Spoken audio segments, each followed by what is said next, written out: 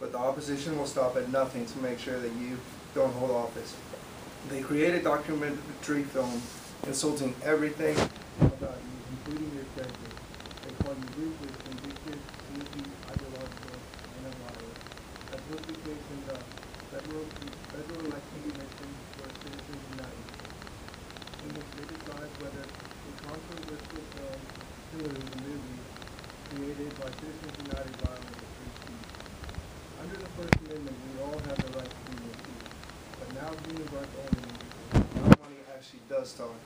Under the new interpretation, money is part of speech and therefore cannot be limited. As I have learned from my teacher, a lawyer with a PhD, this is a very important issue that is now altering elections. And as a student, I did research in this class to gain background on this case. Independent expenditure by PAC groups and individuals jumped from 43.6 million in the 2008 cycle to over 204 million in the 2010 cycle, according to the Federal Election Commission. Today I will discuss how the Citizens United case came about and the importance of it in altering elections. First, let's examine the inside workings to further understand how this decision came about. It is important that we understand the Bipartisan Reform Act, as it is the foundation for this. This act states that the federal law prohibits corporations and unions from using general treasury funds to make independent expenditures for speech.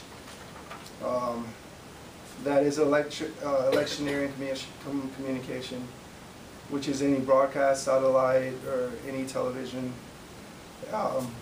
or that expressly advocates the election, or defeat of a candidate. This act also tried to limit soft money, which is non-federal money, which is one of the most difficult kinds of money to raise. And then it also increased limits on contributions made by individuals and some political committees. And it prohibited contributions, donations, expenditures, and disbursements by foreign nations. Now let's look at a very important case that preceded, which is Speech Now versus Federal Election Commissions. Speech Now is a nonprofit organization that tries to determine which candidate best serves our First Amendment rights.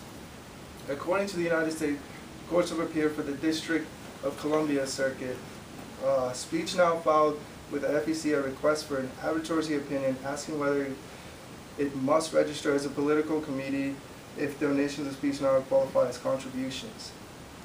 And the FEC ruled that yes, they had to do this because they qualified by the definition of a political committee, which means they receive more than $1,000 or they make more than $1,000.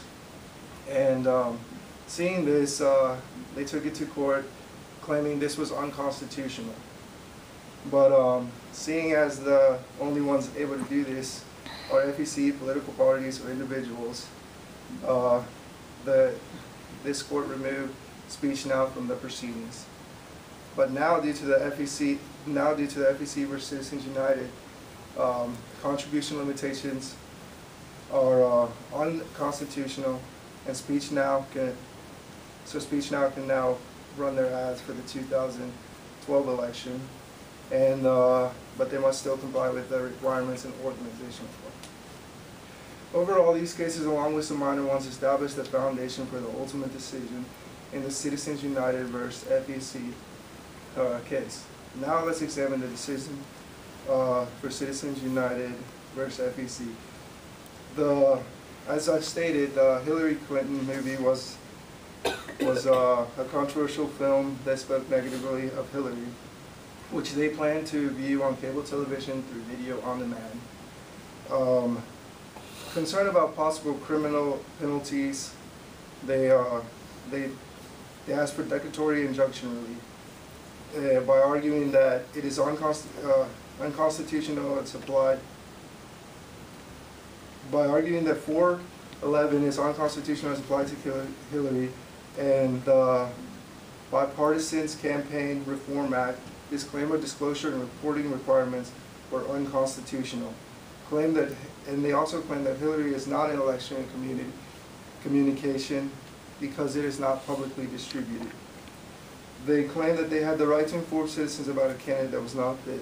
Throughout the legislation, Citizens has asserted a claim that the FEC has violated its right to free speech. This court confronted the precedents from pre-Austin, which forbidded restrictions based on the speaker's corporate identity. But then later, in the post-Austin line, they permitted it. The court has recognized the First Amendment in corporations and extended the protection to the extent of political speeches. And the Bicameral Campaign Reform Act, disclaimer, disclosure, and reporting requirements are valid as applied to the Hillary movie. Today we have gained insight on a very important case to us as citizens. This case came about due to many different cases and decisions, like McCain-Feingold and Speech Now. And McCain-Feingold is the same as the Bipartisan Campaign Act, which ultimately led to being able to express themselves through speech and money. Now corporations can spend unlimited money. Whether this decision may or may not be best, but only time will tell. Either way, as the new labor force, we need to be aware of such an important ruling to one of our most sacred rights, the right to freedom of speech.